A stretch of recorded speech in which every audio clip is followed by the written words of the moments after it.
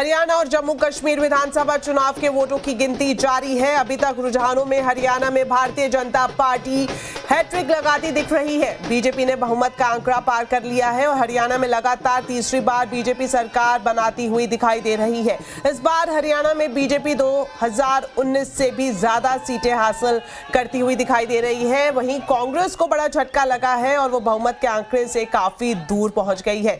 हरियाणा चुनाव में दुष्यंत चौटाला की जेजेपी का सुपड़ा साफ हो गया है। बीजेपी की जीत से उनके कार्यकर्ताओं में जश्न का माहौल है और हरियाणा के मुख्यमंत्री नायब सिंह सैनी ने बीजेपी की जीत के लिए हरियाणा की जनता और प्रधानमंत्री नरेंद्र मोदी का धन्यवाद किया है।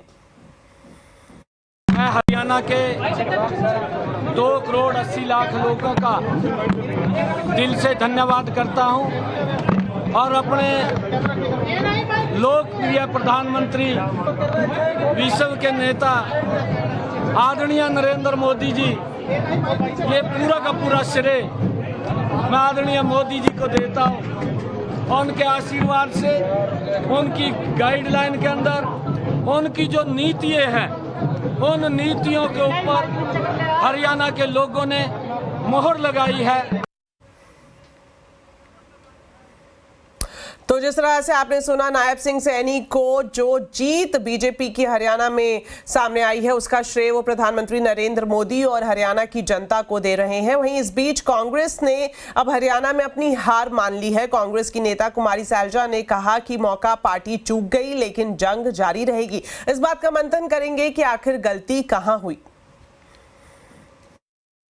निराशाजनक है नतीजे। हम सुबह तक हमें पूरी उम्मीद थी। हमारे सभी वर्कर बहुत निराश हैं क्योंकि इन्होंने जो 10 साल सहा है कांग्रेस पार्टी के लिए, इन्होंने खून पसीना बहाया है। आज जब ऐसा नतीजा आता है तो निराश हो जाते हैं सब। निराशाजनक बात है ये, लेकिन अब हमको इन सब बातों को देखते हुए नए सिरे से आगे सोचना होगा, क्योंकि जो ये अभी चल रहा है बिजनेस एज यूजुअल ऐसा तो नहीं चलेगा। कहाँ हमारी कमियां रही हैं, क्या कमियां रही हैं, इसके बारे में देखना होगा। कौन जिम्मेवार रहे, पार्टी को किस तरह से स्टेट में सींचा नहीं गया, तालमेल नहीं रखा गया, जो कौन लोग हैं जो जिम्मेवार थे सबको साथ लेकर चलने के और पार्टी को एक दिखाने के और सबको बैलेंस आउट करने के, वो भी बातें हैं। तो कुमारी सैलजा को आप सुन रहे थे, जिन्होंने साफ तौर पर कहा कि कहां पर चूक रही है इसका पूरा मंथन किया जाएगा और इसी के हिसाब से आगे बातचीत या फिर आगे की रणनीति तय की जाएगी कि किस तरह से कांग्रेस की जो परफॉर्मेंस है वो और बेहतर हो सकती थी। वहीं पहलवानी से राजनीति के अखाड़े में उतरी विनेश फोगाट चुनाव जीत गई हैं। जुलाना सीट पर विनेश जीती हैं। जुलाना में जोरदार जश्न का माहौल है। ये हर उस लड़की की, हर उस महिला की लड़ाई है जो संघर्ष के रास्ते को हमेशा चुनती है। आज संघर्ष की जीत हुई है, सच्चाई की जीत हुई है और मैं चाहती हूँ कि हमारे लोगों ने जो प्यार प्रेम दिया है, जो इस देश ने मेरे को प्यार प्रेम दिया है, उसको मैं हमेशा बना के रखूँ, उनके विश्वास को हमेशा बना के रखूँ। राजनीति में अगर आ गए तो कंटिन्यू इधर ही रखेंगे। लोगों ने प्यार प्रेम दिया है, उनके लिए काम भी करना पड़ेगा फील्ड में रह के। ऐसा तो है नहीं कि हम दोनों चीज़ें कर सकते। शहर के अकेले की बात नहीं है, पूरे जुलाना विधानसभा के लोगों ने जो मेरे को प्यार प्रेम दिया है, जितनी उम्मीद से मुझे वोट किया, हर एक वोट को मैं चाहती हूँ कि हर एक वो वोटर खुश होना चाहिए जिन्होंने मेरे पे उम्मीद जताई है, तो वो कोशिश रहेगी हमारी। वहीं हरियाणा में आम आदमी पार्टी अपना खाता भी नहीं खोल पाई है। इस हार के बाद अरविंद केजरीवाल ने कहा है कि आत्मविश्वास ठीक नहीं होता। उन्होंने पार्टी कार्यकर्ताओं को नसीहत भी दी, साथ ही साथ कांग्रेस पर भी निशाना साधा। चुनाव आने वाले हैं, पहली चीज तो किसी भी चुनाव को हल्के में ले लेना चाहिए। अभी तो पता नहीं नतीजे क्या हैं, लेकिन आज के चुनाव से सबसे बड़ी सबक यही है कि ओवर कॉन्फिडेंस मत करना कभी भी। किसी भी चुनाव को हल्के में नहीं लेना चाहिए। हर चुनाव कठिन होता है, हर चुनाव में हर सीट कठिन होती है। मेहनत करनी है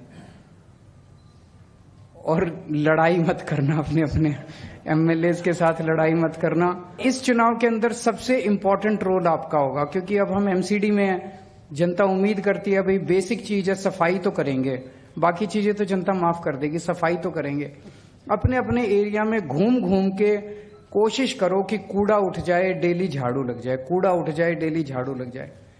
उतना काम अगर आप करा देंगे, मुझे उम्मीद है कि हम लोग चुनाव जीत जाएंगे। अभी चुनाव जीतना एकमात्र हमारा लक्ष्य होना चाहिए। तो आम आदमी पार्टी हरियाणा विधानसभा चुनाव में खाता भी नहीं खोल पाई है और अब उसी को लेकर अरविंद केजरीवाल यहां पर कार्यकर्ताओं को नसीहत दे रहे थे। और कुछ ही देर पहले हमने कांग्रेस की नेता कुमारी सैलजा को भी सुना, वो भी आत्ममंथन की बात कर रही थी। तो तस्वीरों में आप देख सकते हैं कि बीजेपी की हैट्रिक साफ तौर पर दिखाई दे रही है। तो बीजेपी मुख्यालय में इस वक्त किस तरह का माहौल है, जानने के लिए सीधा चलते हैं रोहन सिंह के पास। तो रोहन, बताएं कि बीजेपी को तो बड़ा सरप्राइज मिला है हरियाणा में, मूड माहौल क्या है? और जिस तरह से थोड़ी देर पहले जब हम जुड़े थे तो आपने बताया था कि जश्न अभी यहाँ पर आगे भी बढ़ता हुआ दिखाई देगा, बताएं।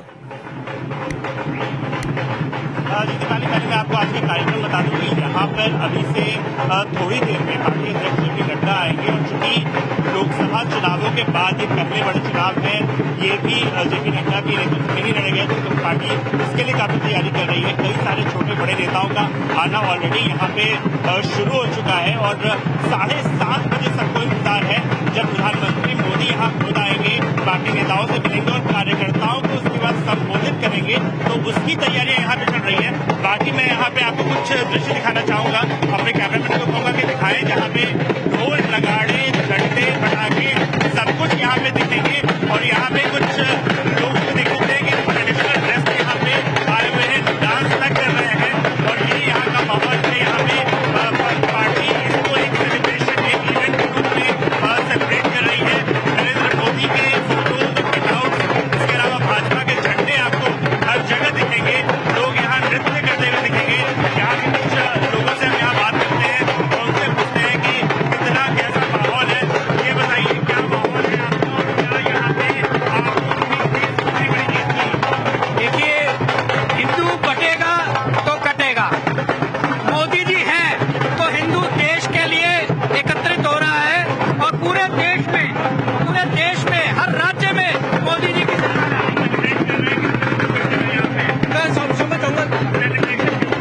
सेलिब्रेशन ये जो है दीपावली से पहले खुशखबरी है और ये होली तक चलेगी। दिल्ली का इलेक्शन आपको जानते हैं मार्च में होने वाले हैं। और इसके अलावा दीपावली में आपको बता दूं कि देश के हर ब्लॉक में आज रात 9 बजे से पार्टी ने सेलिब्रेशन का कार्यक्रम रखा है। इसे एक इवेंट के रूप में इसलिए पार्टी प्रेजेंट करना चाहती है क्योंकि जो आने वाले चुनाव है उसका एक नैरेटिव सेट हो सके और इसलिए यहाँ पे माहौल वही बताने की यहाँ पे कोशिश हो रही है। जी बिल्कुल रोहन, शुक्रिया आपका बहुत बहुत इस पूरी जानकारी के लिए। तो जिस तरह से रोहन बता रहे थे, इस वक्त सीधी तस्वीरें हमें दिखा रहे थे बीजेपी मुख्यालय की, जहां पर कार्यकर्ता जीत का जश्न मना रहे हैं और इंतजार किया जा रहा है कुछ ही देर बाद जो बीजेपी अध्यक्ष है जेपी नड्डा वो वहां पर पहुंचेंगे और शाम करीब 7:30 बजे प्रधानमंत्री नरेंद्र मोदी खुद बीजेपी मुख्यालय पहुंचेंगे और कार्यकर्ताओं, समर्थकों और देश की जनता को संबोधित करेंगे। चलिए सीधा लेकर चलते हैं कांग्रेस, जहां पर जयराम रमेश प्रेस कॉन्फ्रेंस कर रहे हैं। परिवर्तन के पक्ष में था और आज वो परिणाम जो आया है उसको नहीं दर्शाता। तो प्राथमिकता हमारे लिए ये है, विश्लेषण जरूर होगा। जम्मू के बारे में जो आपने सवाल किया, मैं स्वीकारता हूं कि हमारा प्रदर्शन जम्मू में और बेहतर होना चाहिए था। इसके भी कुछ कारण हैं, उस पर भी चिंतन होगा, विचार विमर्श ज़रूर होगा। पर महाराष्ट्र में मैं याद दिलाना चाहता हूं कि लोकसभा चुनाव में कांग्रेस पार्टी पहले स्थान पर थी और गठबंधन का एक धर्म होता है, जो हमारे आपस की बात होती है हम एक दूसरे से बोलते हैं, मीडिया के द्वारा हम नहीं बोलते। हम गठबंधन में हैं महाराष्ट्र में, उस गठबंधन को मजबूत करना हमारा कर्तव्य बनता है। हम कुछ नहीं कहेंगे हमारे गठबंधन के साथी दलों के बारे में, पर जो चुनाव के नतीजे आए हैं हरियाणा को लेकर, उस पर कई सवाल, गंभीर सवाल उठे हैं। उसको आगे ले चलना ईसी तक और इसी के साथ बात करना हमारा फ़र्ज़ बनता है। अगले 2-3 दिन में हम वो करेंगे और जम्मू और कश्मीर में शीघ्र ही हम उम्मीद करते हैं कि एनसी और आईएनसी गठबंधन सरकार बनेगी, एक साझा कार्यक्रम तैयार किया जाएगा और जो जनता की उम्मीदें हैं उसको पूरा करने की पूरा प्रयास करेंगे और उसमें पहले स्थान पर जम्मू और कश्मीर को पूर्ण राज्य का दर्जा वापस लौटाना है। इसके लिए एनसी भी वचनबद्ध है और इंडियन नेशनल कांग्रेस भी वचनबद्ध है। इधर पवन ने जो कहा कि जम्मू कश्मीर में जो जो आपने फैक्टर्स गिनाए वो सब सही थे, उसके बावजूद एक लग रहा था कि आपकी clear road ahead to victory है जम्मू में, जहां पर बीजेपी बहुत डाउन एंड आउट थी। क्या ये सच है कि जो रिपोर्ट्स वहां से आ रही हैं कि आपका पार्टी यूनिट, आपके लीडर्स, यहाँ तक कि आपका general secretary incharge of Jammu Kashmir completely compromise थे और उन्होंने बीजेपी से सकम करके, कॉम्प्रोमाइज करके ये हार आपके हाथ में दी है? क्योंकि 6 सीट में ये अभी आगे हैं और कितना गिरेगी पता नहीं या ऊपर होगी, पर ये जो सिचुएशन है जो आपने बीजेपी को विक्ट्री दी है जम्मू में, ये आपकी पार्टी के लोगों ने दी है। क्या इसे आप एग्री करेंगे? जैसा कि मैंने कहा, जीतें या हारें उस पर तुरंत प्रतिक्रिया देना ना केवल गलत होता है, वो प्रतिक्रिया सही भी नहीं होती। तो चलिए, जिस तरह से आप सुन रहे थे जयराम रमेश को, अभी भी कहीं ना कहीं कांग्रेस जो है वो संतुष्ट नहीं दिखाई दे रही है, खासतौर पर अगर हम हरियाणा विधानसभा चुनाव के नतीजों की बात करें। और जिस तरह से जयराम रमेश भी कह रहे थे कि अगले 1 से 2 दिनों में वो दोबारा इलेक्शन कमीशन तक पहुंचेंगे। चलिए बढ़ते हैं आगे और जम्मू कश्मीर में जो विधानसभा चुनाव के नतीजे आए हैं उन पर एक नजर डाल लेते हैं। जम्मू कश्मीर में 10 साल बाद हुए चुनाव में नेशनल कॉन्फ्रेंस और कांग्रेस गठबंधन को बड़ी सफलता मिली है। रुझानों में जम्मू कश्मीर में नेशनल कॉन्फ्रेंस कांग्रेस गठबंधन की सरकार बन रही है। नेशनल कॉन्फ्रेंस और कांग्रेस गठबंधन ने बहुमत के आंकड़े को पार कर लिया है। कश्मीर घाटी में नेशनल कॉन्फ्रेंस और कांग्रेस की लहर दिख रही है। नेशनल कॉन्फ्रेंस सबसे बड़ी पार्टी बनकर उभरी है। जम्मू में बीजेपी का प्रदर्शन अच्छा रहा है, लेकिन वो बहुमत से दूर है। वहीं पीडीपी का प्रदर्शन निराशाजनक रहा है। 10 साल के बाद लोगों ने अपना एतमाद हमें दिया है और हम उम्मीद करते हैं, अल्लाह से मांगते हैं कि हम इनकी उम्मीदों पे पूरा कायम हों और इनकी मुश्किलें दूर कर सकें। यह हमारा पहला काम है। मैं समझता हूं उमर अब्दुल्ला जो है वो सीएम बनेंगे। तो हरियाणा और जम्मू कश्मीर के चुनाव नतीजों से क्या संदेश मिल रहा है? आज आवाज अड्डा में और जो एक स्पेशल प्रोग्राम है इसी का ही हिस्सा चुनाव अड्डा में हम करेंगे बड़ी चर्चा शाम 7:57 पर।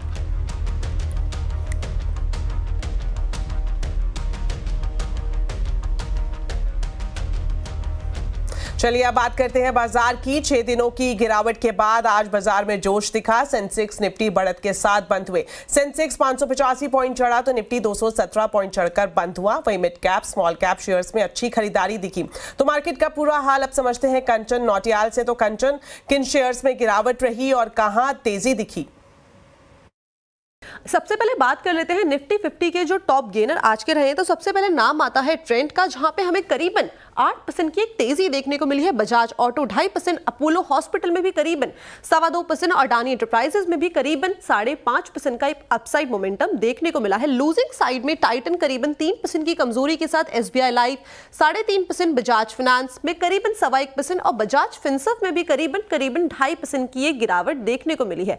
मिड कैप में अगर हम डालें नजर, हरे निशान पे जो शेयर्स हैं वो है डिक्सन टेक्नोलॉजी, करीबन 8% की बढ़त के साथ आज बंद हुआ है। एमआरएफ में करीबन 0.5% की मजबूती देखने को मिली है। पेज इंडस्ट्रीज में 2% और 16 इंडस्ट्रीज में भी एक अपसाइड मोमेंटम आता हुआ दिखाई दिया है। लूजिंग साइड में पीबी फिनटेक, एपी अपोलो ट्यूब, साथ में फिनिक्स मिल्स और एनएमडीसी में एक हमें गिरावट का सिलसिला देखने को मिला था आज के सत्र में। शुक्रिया कंचन इस पूरे मार्केट अपडेट के लिए। तो बुलेटिन में फिलहाल वक्त हो गया एक छोटे से ब्रेक का, लेकिन खबरें अभी और भी हैं। आप देखते रहिए आवाज समाचार।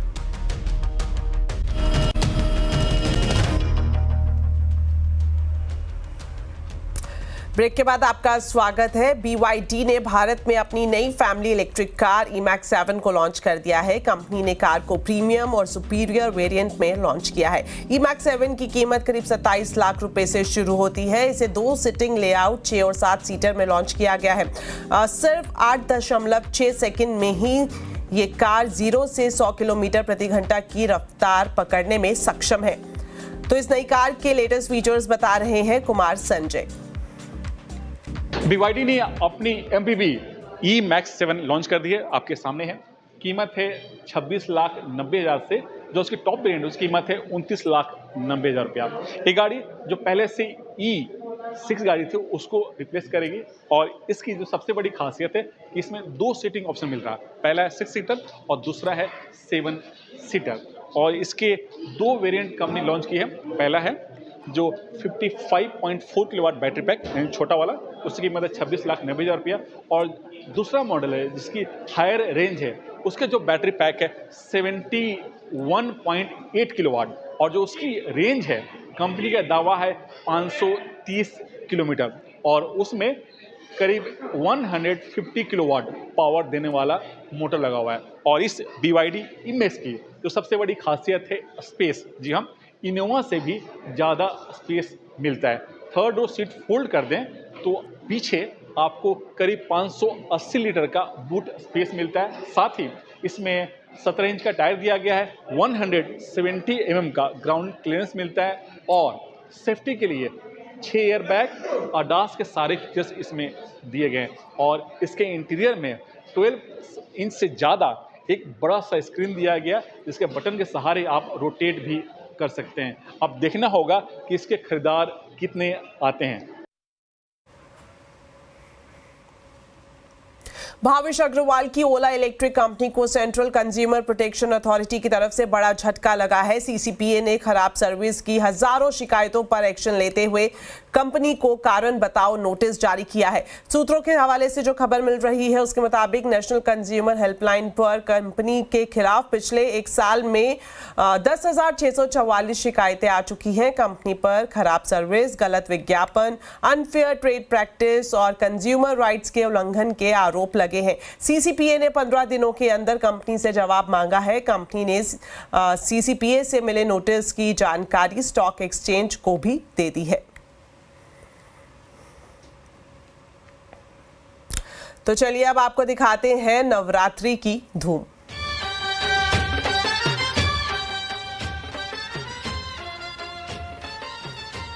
दिल्ली का मिनी कोलकाता चित्तरंजन पार्क एक बार फिर मां दुर्गा के भव्य स्वागत के लिए तैयार है। कहीं राजस्थानी थीम में सजावट है तो कहीं ग्रामीण बंगाल की झलक देखने को मिल रही है। CR पार्क मेला ग्राउंड में इस बार की थीम है पारंपरिक फिर भी आधुनिक। मुख्य द्वार मायापुर इस्कॉन से प्रेरित है और मंडप को समुद्री सीपी और इको फ्रेंडली सामग्रियों से सजाया गया है। राजस्थानी कला से प्रेरित पारंपरिक डिजाइन को आधुनिक कलात्मकता के साथ बनाया गया है। ये जो हमारा मेला ग्राउंड दुर्गा पूजा समिति चित्तरंजन पार्क है, नॉर्थ इंडिया लार्जेस्ट पूजा है, तो उसको देख के पहली बात तो हमने सिक्योरिटी का बहुत ज्यादा ध्यान रखा है। आप पूरा पंडाल घूम सकते हैं, एग्जिट एरिया हमने पूरा मेंशन किया, इमरजेंसी एग्जिट किया है, उसका बड़ा ख्याल रखा है। फायर सेफ्टी का भी बहुत ख्याल है। इसके साथ जो हमने इस बार थीम यूज की है वो है ट्रेडिशनल येट मॉडर्न पूजा। इसमें हमने अपने कस्टम्स, अपने रिचुअल्स को ट्रेडिशनली रखते हुए हमारी जो यंग जनरेशन है उनको ये बताया है कि हम मॉडर्नाइजेशन में जा रहे हैं लेकिन we have to follow the rituals and all tradition जो हमारे ट्रेडिशनल है। आपको यहाँ पूजा के कार्यक्रमों में पारंपरिक ढाक के साथ साथ आधुनिक नृत्य और डिजिटल डिस्प्ले का संगम भी देखने को मिलेगा। CR पार्क के मेला ग्राउंड में दुर्गा पूजा इस बार पहले से ज्यादा भव्य होने जा रही है और ये है मेरे पीछे देवी दुर्गा की भव्य प्रतिमा और जो एक खास चीज आप देख सकते हैं पूरी तरह से पारंपरिक रूप से, चाहे वो आभूषण हो या फिर जो पूरा डिजाइन है वो तैयार किया गया है। बिल्कुल एक पारंपरिक तरीके की सजावट है और खास तौर पे इसे एक चाला मूर्ति कहते हैं, जहां एक चाल के अंदर ही सभी देवी देवताओं को यहाँ पे सम्मिलित किया गया है। और इसके अलावा अगर आप पंडाल की बात करें, एक बहुत ही खास चीज आपको दिखेगी, वो है ये डिजाइन। बहुत ही पारंपरिक डिजाइन है जो आपको हर जगह दिखेगा और यहाँ सिर्फ शी शेल्स और मिरर, इनके इस्तेमाल से राजस्थानी आर्ट को जो है डिपिक्ट करते हुए पूरे पंडाल को बनाया गया है। तो कुल मिला के जो सजावट है वो काफ़ी पारंपरिक है, लेकिन जो बाकी तैयारियां हैं वो यहाँ पे आपको काफ़ी आधुनिक दिखेगी। सीआर पार्क के कोऑपरेटिव ग्राउंड पंडाल की थीम है ग्राम बांग्ला। पंडाल में इस्तेमाल की गई सामग्री से लेकर सजावट तक सब कुछ पर्यावरण के अनुकूल है, लेकिन जो चीज़ सबसे खास है वो है पूरे पंडाल में की गई चित्रकारी। ये चीज़ें जो पुराने गांव में इस्तेमाल होता है, हर चीज़ आप एक एक यहाँ एलिमेंट्स जो देखेंगे वो हमने उठाया गांव से, जो बंगाल में हमारे ग्राम कहते हैं, वहाँ से हमने लिया है। जिसमें आप ये अल्पोना भी नीचे देखेंगे, जो पेंटिंग्स देखेंगे, एवरीथिंग दैट इज जो वहाँ पे कल्चर है उसी को हमने सारा लिया है। और ये पेंटिंग्स भी सब जामिनी वैसे ही हमने उठाया है पूरा सेम, क्योंकि जो गांव में होता है उसी टाइप का थोड़ा बहुत फीलिंग हमने यहाँ कोशिश किया देने के लिए।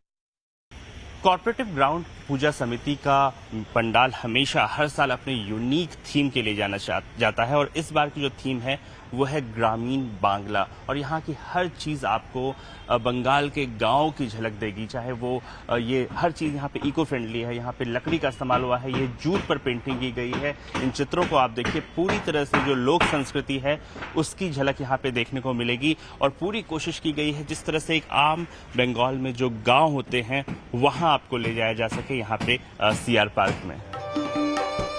सीआर पार्क के सभी पूजा पंडालों में आप देश भर के स्ट्रीट फूड का आनंद भी ले सकते हैं। इस बार अभी से ही फूड स्टॉल लगने शुरू हो चुके हैं, तो अगर राजधानी में हैं और दुर्गा पूजा घूमना चाहते हैं तो सीआर पार्क जरूर आएं। रोहन सिंह, दिल्ली।